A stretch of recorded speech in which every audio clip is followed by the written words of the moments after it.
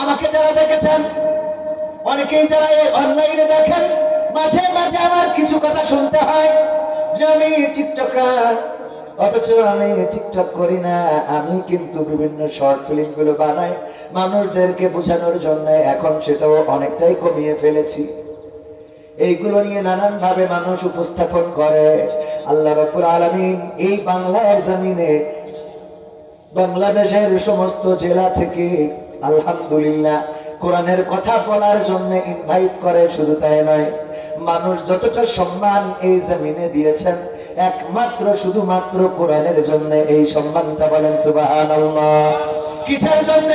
আমি তো তেমন ভালো কেউ নই, আমি তেমন বড় আলেম নই, আমি তেমন মুফাসসির তো দূরের কথা, তাফসীরের অর্থ করাই তোমার জন্য কষ্টকর। তারপরেও মানুষ কথা শুনতে চায়। আমি তো এটা বিশ্বাস করি আমার জন্য নয়, এটা শুধুমাত্র আল্লাহর কোরআনের জন্য। বলেন ঠিক কিনা? এখানে যতক্ষণ পর্যন্ত কোরআনের কথা বলবো ততক্ষণ পর্যন্ত আপনারা শুনবেন। আমি বিশ্বাস করি যখন আমি বেদের মেয়ে জোসনার গান গাবো তখন জুতাগুলো আমার দিয়ে দেবেন, যার যেন জীবনে জুতা কিনা না লাগে। ঠিক আছে? ঠিক দিবেন না হুজুর নেন। আমার মা বোনেরা পর্দার অন্তরালে আছে, আমার ধারণা আপনাদের থেকে বেশি। ঠিক বলেছেন না? আরুন ভাই বলেন না ঠিক?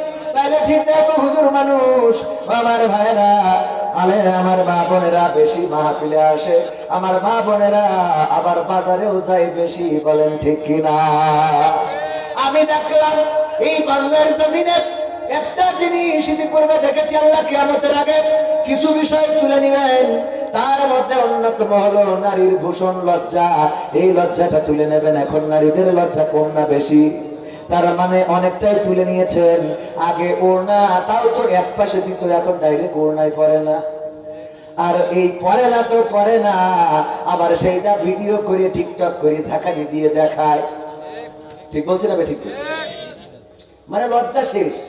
এমনকি এমন কথাগুলো বলে যেই কথাগুলো আমরা মুখ দিয়ে আনা কষ্টকর, কিন্তু সেই কথাগুলো অনায়াসে বলে ফেলে আমার মা বোনেরা। আমি বলেছি মা বোনদের লজ্জা কেন কম? যদি কোনো জায়গায় 10 জন পুরুষ থাকে আর একজন মহিলা থাকে, দেখবেন ওই মহিলার ভাব বেড়ে যায় যে 10 জন পুরুষ একসাথে, আর একজন মহিলা উনি লিডার মনে করে, আমির মনে করে। খেয়াল করে দেখবেন। আর যদি 10 জন নারী থাকে, একজন পুরুষ যদি থাকে, তাইলে দেখবেন এই পুরুষটা ওখানে কাচুমাচু করে যে কোনলে দৌড় দিলি বাঁচা যায়। ঠিক বলছি না? ঠিক বলছি? 10 জন নারী আর একজন পুরুষ, ওর খালি শুধু মনে হয় কোয়ানে আসলাম, মানে গরম খালেও শীত লেগে যায় না কাচুমাচু করতে। সত্য বলছি না মিথ্যা বলছি? তাই লজ্জা উঠে নিয়েছে। আর এই বছর এসে আমি আবিষ্কার করলাম আল্লাহ নারীদের কাছ থেকে শীতটা উঠাই নিয়েছে। কি উঠাই নিয়েছে? শীতটা উঠাই নিয়েছে। কি আমাদের আগে কিছু উঠাই নেবে, তার মধ্যে লজ্জা তো নেছে, এবার নতুন করে এই বছর নেছে শীতটা। এত শীত যে শীতই আমি তো নিয়মিত রাত্রে মাহফিল ঘুরে বেড়াই, যেদিন একটু সুযোগ পাই বাড়ি আসা, তাও মনে করি আজকে না যাই। বুঝলেন? হ্যাঁ, তাহলে বাকি টুক না বললাম তো মনে করি আজকে না যায়। আর এই শীতই আমাদের বউদের বাজারে ঘুরে বেড়াতে কোনো অসুবিধা নেই, আনায়াসে ঘুরে বেড়াতে। প্যান্ট শার্ট তো তাও না পরলে ভালো। সেদিন একটা মিডিয়ায় দেখলাম একজন শাড়ি পরিয়েছে, তার সব দেখা যাচ্ছে, মানে সব বলতে অনেক কিছু দেখা যাচ্ছে, বাচ্চারা কি খাবে না খাবে এগুলো সব দেখা যাচ্ছে।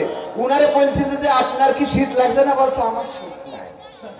এটা খেয়াল করেছেন কিনা? অনেকে চোখে পড়তে পারে, আমার চোখে পড়েছে। তবে হুজুর এগুলো খুঁজে বেড়ায় মনে হয়।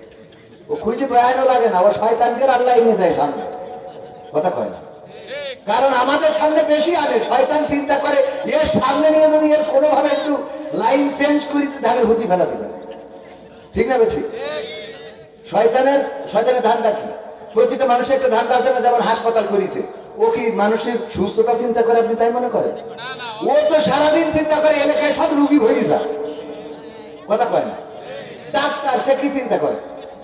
গাড়ির গ্যারেজ খুলেছে, ডেন্টিং পেন্টিং এর কাজ করে, ওর চিন্তা হইল কবির ভাই কবে অ্যাক্সিডেন্ট করে, যাতে একটু গাড়ি নিয়ে এসে বলে যে সাইডে দিয়েছি নেন, ঠিকঠাক করেন, সোজা মোজা করে কিছু টাকা ইনকাম করেন। ঠিক না? ঠিক বলছে? সবাই প্রত্যাশা করে। তো শয়তান কি? ও বসে থাকে, ও চিন্তা করে যে সভাপতির বুড়ো বয়সে যদি কোনোভাবে একটু ঘোলা পানি খাওয়াই দেওয়া যায়। এই জন্য বুড়ো বয়সে দেখবেন হঠাৎ করে 80 বছরের বুড়ো খেড় বাগানে এক তরুণী নিয়ে ধরা খেয়ে ওই বুড়ো মানুষ, তুই এখন এই তরুণী নিয়ে যে তুই ওর কি বলবো, মাহফিল তো সব না বললাম, রেখে দিলাম। এই সত্য বলছি না মিথ্যা বলছি? কিন্তু এটা হলো শয়তান করে। না না, এটা তো বাস্তবতা, একজনও যাবে না। দেখেন এই শীতে যে আপনারা বসে আছেন, আপনারা চলে যাবেন কেউ? আমার সভাপতি উপদেষ্টা বলছেন চলে যাবেন, আপনারা চলে যাবেন? কথাগুলো বাস্তবতার সাথে বলছি না খারাপ বলছি? এইগুলো যদি না বলি আপনি এগুলো থেকে পরিত্রাণ পাবেন না। তো এগুলো আমরা বলছি না বলেই তো দিন দিন সমাজটা খারাপ হয়ে যাচ্ছে। আমার যুবকদেরকে বোঝানো হয় নাই। আমি বলি সম্মানের মালিককে, বলেন সম্পদের মালিককে, টাকার মালিককে, আপনার জমি জায়গা দেওয়ার মালিককে, সন্তান দেওয়ার মালিককে। কিন্তু আজ পর্যন্ত বলতে শুনি না বউ দেওয়ার মালিক আল্লাহ। এটা বলেছি কোন হুজুর? কিন্তু বউ দেওয়ার মালিককে এইটা তো শেখানো হয় না। এই জন্য যুবকরা লাইলাতুল ফেব্রুয়ারিতে গদখালি যেয়ে বিয়ে করে। ঠিক না ভাই? ঠিক। ওরা যদি বুঝাতে যে তুমি তাহাজ্জুদের নামাজ আল্লাহর কাছে কান্নাকাটি করো, হে রব তুমি আমার একটা সুন্দর পাত্রী, একজন নেককার বান্দি তুমি আমার স্ত্রী করে দাও। এই তাহাজ্জুদে ও যে বউ পেত, ও জীবনে ও জীবন ধন্য, ওর চৈদ্য গোষ্ঠী ধন্য হয়ে যেত। কিন্তু ও নিজে পন্ডিতি করে বিনোদিয়া পার্কের একটা ধরে নিয়ে আইছে। ও ধরে এনেছে যেদিন বিয়ে, ওই দিন দেখে আর একজন রাস্তায় এসে দাঁড়িয়ে বলছে যে কোথায় নিয়ে যাবা আমার সাথে এতদিন, আছে না ভাই? আর শয়তানের শয়তান, ও যখন 4-5 জনের সাথে লাইন মেরে ফিরিয়ে দিয়েছে। আমার সভাপতি গেছে ছেলে বিয়ে দেবে, তাই দেখতে যাই জিজ্ঞেস করছে, মা তোমার কোনো এখন তো সময় খারাপ, তোমার মন্তব্য কি? আমরা তো তোমাকে পছন্দ করেছি। আমার আব্বা আম্মা যে সিদ্ধান্ত নেবে আমি সেই সিদ্ধান্ত। তো তুই আব্বা আম্মা সিদ্ধান্ত নেবে, তা গদখালি বিনোদিয়া পার্কে যে কটা ঘুরলি ও কটা কি হবে? সত্য না মিথ্যা? যদি বলেন না এগুলো ঘটে না, তাহলে আমার চোখের সামনে পড়ে ওরা কারা? কথা বলেন, ওরা কারা এই কাজগুলো? ওরে ভদ্র, আমার আব্বা আম্মা যা বলবে আমি তাই করব। আব্বা আম্মা বলবে শয়তান, তুই একজনের মাজা পর্যন্ত চিকুন করে ফেলি। ও এখন মোটরসাইকেলে উঠলি, মোটরসাইকেল খালি নিয়ে ধানের হুতি নিয়ে যায়, কারণ বোঝেই না যে এর মধ্যে কেউ আছে কিনা। ঠিক না ভাই? ঠিক। পুরো হালকা করে বেরিয়েছে, 3 পিস লাগবে, কোয়ান্তে দেবে, টেনশন করতে করতে কলার খান্দি চুরি আছে না নাই? এই জন্য এগুলো পরিবর্তনের দরকার আছে না নাই? যদি মনে করেন আমার তো এই সমস্যা নাই, আমি বলি দাদা যারা আছেন তাদের নাতিরা যদি এই কাজ করে, ওই নাতি আপনার জাহান্নামের কারণ।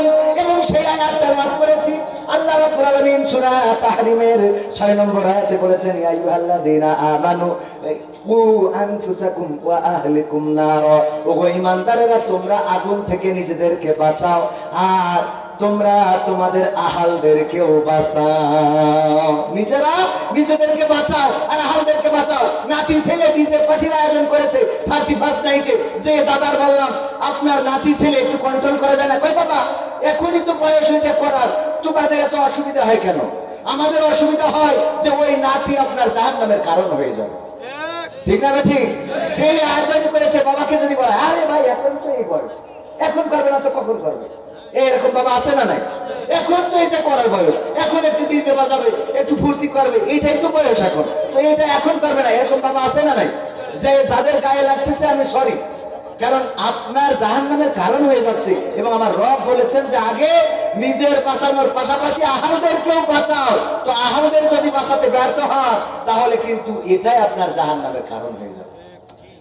এই জন্য আজকের কোরআনের যে শিক্ষাটা আমি আপনাদের দিতে চাইছি সেটা হলো, আল্লাহ বলছেন যে ওগো মানুষ তোমরা নিজেরা নিজেদের আগুন, মানুষদেরকেও বলে না, ইমানদারদেরকে। কাদেরকে? ইমানদারদেরকে। যাই হোক ভাইয়ের আমার, আপনাদের মনে হচ্ছে কষ্ট হচ্ছে, কষ্ট হচ্ছে, কষ্ট হচ্ছে না? হাত বের করেন না, হাত বের করেন না। আপনারা কষ্ট হচ্ছে না তো? কারণ এই চাদরের মধ্যে হাত উঁচু করাবো, এটা আমারই কষ্ট লাগতেছে। আপনাদের চাদরের মধ্যে থেকে আমি হাতটা বের করতে চাই না। আমি এই যে বইয়ে 100টার উপরে সঙ্গীত রয়েছে, যুবকদের জন্য কিছু সঙ্গীত রয়েছে। আজকালকের ছেলেরা বই নিয়ে আর বসে না, ও বাবা গুগলে সার্চ করিয়া পড়ে। শোনাবো? শোনানোর দরকার। আবার ওই যে আমাদের ফ্যাসিস্টদের নিয়ে কত সঙ্গীত সব শোনাতে মন চায়, কিন্তু শীতের রাত হাত ঠান্ডা হয়ে যায়। আমার মা বোনেরা রয়েছেন, মা বোনদেরকে বলবো, আমার রব বলেছেন ওয়াকরানা ফি বুয়ুতিকুন্না ওয়ালা তাবাররাজনা তাবাররুজাল জাহিলিয়াতিল উলা।